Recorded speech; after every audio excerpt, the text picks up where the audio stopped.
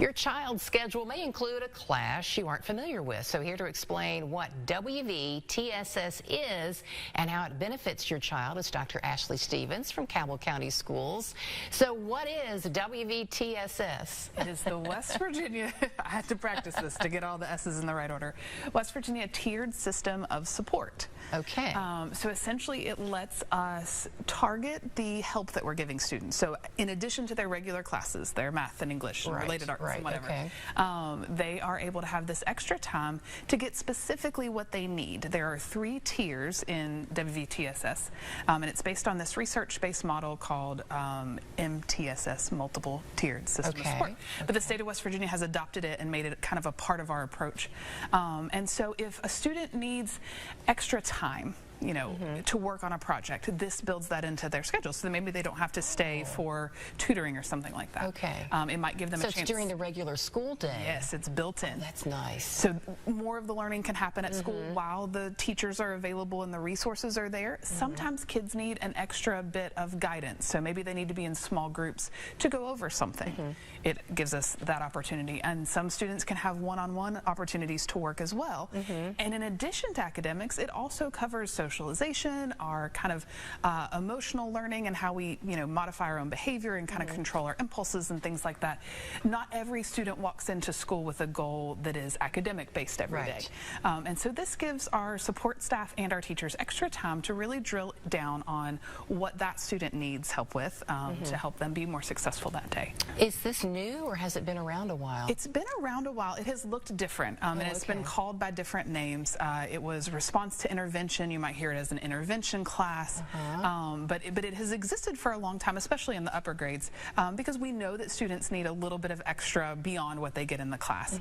And so this just allows us time and opportunity and availability to the teachers and the staff to be able to serve them in that way. Yeah, so it sounds like it really could benefit the students, whether they realize it at the time or not. Yes, absolutely. You know about that sneaky learning, and you know that sometimes what might feel like a different type of activity is really a chance to practice a skill, or to be in a new social situation, or to make new friends, or you know, there's lots of different types of learning that happen during this time.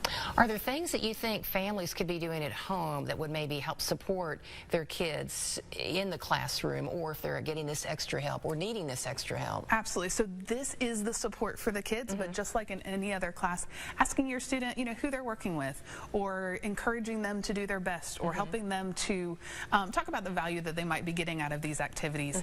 Just being engaged and letting them know that you care about the work that they're doing, and reminding them, you know, if they come home and they're swamped or they're confused or whatever, knowing that that resource exists is really kind of the magic for families, because you can say tomorrow during the day when you have this opportunity, why don't you make sure that you get to talk to your teacher about the questions that you're having, because maybe I can't help you.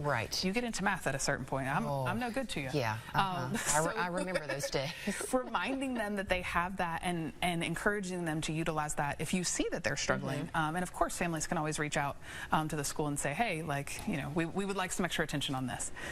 But it is targeted, and it's just a really kind of special thing that we know is good for kids, and that we're just really fortunate to be able to offer. Yeah, well, where can families learn more about WVTSS? You are a pro now. So if they go to the West Virginia Department of Education, you can kind of see the overview of what it is, and they talk a lot about the whole child. You know, a learner is not simply an academic piece. When we kids show up, there's a lot that comes with them, and so you can see the different ways that we approach students, and also the tiers. So tier 1 is, you know, this is great for everybody. Tier 2 would be more concentrated, sort of some small group, and tier 3 might be that one-on-one. And just to give you a different example, feeding might be one of these things. So for a tier 1 support in terms of like extra food for students, that might be having a school pantry. For tier 2, that might be the backpack program, where you can like grab a backpack on your way out for the weekend. And a tier 3 might be those meal boxes around the holidays that your families pick up, just sort of, you know, in collaboration with a community partner.